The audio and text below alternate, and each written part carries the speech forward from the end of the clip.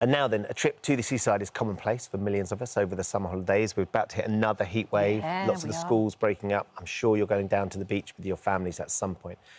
But on May the 31st, 2023, 12-year-old Sunnah Khan and 17-year-old Joe Abbess set out to enjoy themselves, just like you might be this weekend, at Bournemouth Beach. But while safely playing in the sea, the pair were carried out by a strong rip current and tragically died later in hospital. Well, Joe and Sunnah's mums, Vanessa and Stephanie, join us now to remember their children, but also to raise awareness on water safety. And it couldn't be a more important time. So important. Thank you both for coming in. We're so sorry for your loss. Vanessa, tell us a little bit about your Joe. He was on half-term, wasn't he, when this happened? He was, yeah. Joe was great fun. He was a lovely young man. He was happy, he was healthy, he was fit and strong. He was always at the gym if he wasn't at work or with family and friends. He spent a lot of time at the gym and was muscly. He was very, very fit. And he was training to be a chef. He had just completed his first year of training at college, and he had a job working at Southampton Football Club, where we live in Southampton, in their fine dining restaurants, working with their chef teams, and he was doing so, so well. He was really happy. And he was a lovely person. He was loving and caring. He was hardworking. He was fun. He was ambitious, brave, and, you know, doing a lot of things that I wouldn't have done at 17 years old. And a bit of an organiser and a daddy of the group to some of his mates. I mean, at 17, that's unusual. Oh, very much so. He was the one that if they were going out, he would be organising where they were going to go. Right. For the day to Bournemouth, he was arranging which train they should all get, sorting out booking the trains, sorting it out, just the day-to-day stuff. And I didn't realise till afterwards that he'd packed enough sun cream for his friends as well. And he had a couple of portable chargers in his bag because he was looking after everyone. Yeah. It's what Joe did. And his friend group really miss that now because they've got to look after themselves a lot more, although they're a few years older now, so they're getting a bit better at that. But it's just crazy, really. Yeah, and the point you make about being fit and strong will become even more pertinent when we start talking about what happened on that day. And then, of course, Stephanie, your daughter, 12 years old, she had gone to the beach as well with her family. She was setting out for a lovely day. And she was a bit of a mummy to her siblings, wasn't she? And to her friends, a bit like Joe was to his mates. Yeah, she was. She was, although she wasn't the oldest, people thought she was the oldest because of how she treated her siblings and, you know, in her friendship group as well. She was, you know, like the glue in her friendship group. She was very outgoing. So, yeah, she was similar to Joe.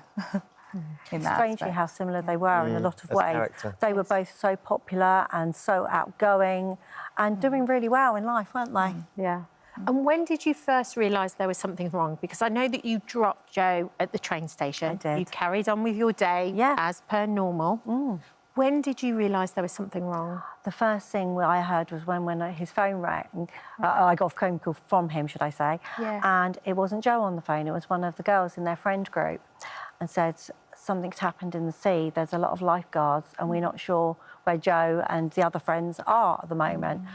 And we're thinking, oh my gosh, what's going on? And then it went from there, really. I had more phone calls from his best friends who was on the phone to me saying, I've got Joe out of the water now, but he's unconscious. They say you need to come to Bournemouth as soon as possible. And then it was police phoning to check his details. And I remember very clearly I spoke to a policeman who said, I haven't got a lot of time because I'm dealing with a lot of casualties, but can you just confirm his name, his age, that sort of thing? And you are his mum and this contact number. And I'm thinking, what on earth is going on? A few hours earlier... He hugged you at the train station. Yeah, exactly. As we're leaving home, give me a hug. And just a normal day. And he was just going out for a fun day with his friends. How could that suddenly have changed? Yeah. It was so surreal. Even at the time that subsequently I found out it was happening, I sent him a text message. Literally at the time, the timeline shows the rip current was happening. Just saying, hey, I hope you're having a lovely day. Stay safe. You know, make sure you're drinking enough water and wearing your sun cream. Those are the sort of things that were in my head. It was never a consideration that he would have got into difficulty in the sea. Bournemouth seemed to be such a family-friendly beach. And he was being sensible. I knew he'd be sensible. So, Stephanie, Sunnah had been in and out of the sea all day with her siblings. And as Vanessa was saying, this came out of nowhere. They were all between the flags. It was a life-guarded beach. The water only came up to their waist, so they're not out in deep water either. What do you know happened which meant that suddenly all these people got into such trouble?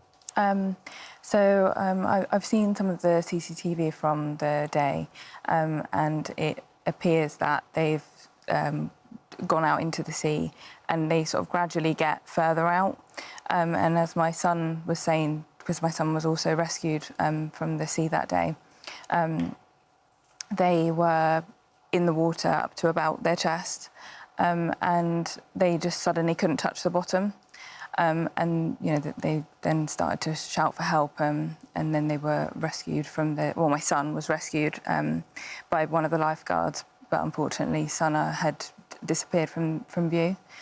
Because at one point they actually thought that she'd made it back onto the beach because there was chaos kind of at the time and there were so many people in the water, but she hadn't. No, there was a lot of confusion about where she actually was for quite a while, and because my son was in the water with her, and then he had obviously come out of the water, it was then realised that she hadn't, because he was one of the 10 that were rescued that day as well. Goodness me. In the same way Joe's friend here, his friend was right next to him in the water and he managed to float. He doesn't know how he managed to float, but somehow he did, and he was rescued.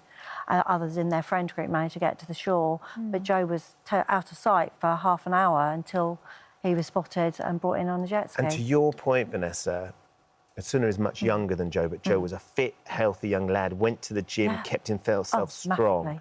This is the reality of these rip currents, that despite that, he wasn't able to keep himself above the water. His friend managed to float. Joe was trying to swim against the tide, trying to get back in, panicking, whatever that was. And that's the absolutely crucial thing here, isn't it? Absolutely. Understanding what happens if you find yourself in one of these rip currents. Very much so, because generally speaking, people don't seem to be aware of the extent of rip currents. 60% of RNLI rescues in the UK are due to rip currents, but people don't know about them. And as such, if you don't know, you're not going to know what to do. Sure. The coroner said at our inquest that if these are so common and they come out of nowhere and they can be so ferocious, you're not going to be able to predict this happening. So you need to know what to do if it does happen, which is why it's very much learn the messaging, get the word out for water safety education, and know that if you get into difficulty, automatically think, I need to float to live, and get that message out there, because at the moment it's not, and it would make such a difference if people automatically knew float to live through public awareness or whatever. So can you just explain, when we're going to get some lifeguards to talk us through this, but from your perspective, and I know that you talk a lot about this, explain what float to live means and how you do it and what the best way about going about it is. Obviously, since this, I've gone into all sorts of things and researched an awful lot of things, as you do when you're suddenly in a world that's totally crazy. You want to find out what and why. And so a lot of it is very much just lay on your back like a starfish, tilt your head back and just float the best you want. If your legs sink, it doesn't matter, as long as you're floating and like a starfish, really, they say. And you tilt your head back and wait for help. And if you can indicate to others that you're in danger by waving your arm, that is also a benefit. These rip currents can take you so far, so quickly. And if you're floating, you're going to have a bit more time. That's what it's about, ultimately. It's giving you a bit more time. We're never going to know what Joe did in his final moments, which is truly heartbreaking, because it's those moments I don't want to think about, really. But I know he had such a zest for life. He would have done everything he could to survive. But sadly, he didn't make it out the other side.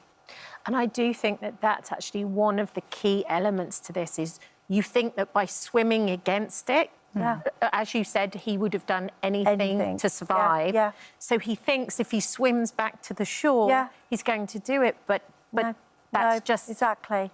Yeah, his friend who was with him in the sea said the last he saw of him was him heading towards the shore. So whether he was being taken towards the shore before he was pulled back out to sea, or he was trying to swim towards the shore. But his friend said, I can't believe that I'm here and Joe's not. And that's so hard. Yes, it is. Heartbreaking for both of you. But the important thing, and you're both talking about this, Stephanie, that by raising awareness, that you tragically lost your children, but if you can just save one life at the seaside or by a river at some point this summer, being here and talking about it has to be worth it.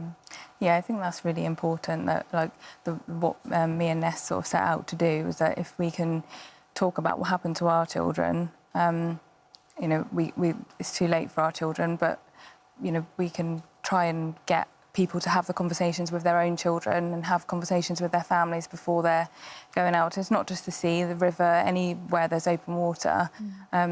Hopefully giving them that advice will make them, you know, think twice, and it might save their life. Thank you so much for being here. I'm going to have the conversation with my 2 little lads later. Yeah. So thank you so much for being here and for talking to us so brilliantly about it. Thank you. It's our pleasure. And it's something in Joe and Sunnah's legacy. Undoubtedly. Float to Live, it's a really simple but such powerful message. Yeah, absolutely. Thank you for visiting our This Morning YouTube channel. We upload new content every day, so go ahead and hit that subscribe button so you don't miss out, and we'll see you in the morning.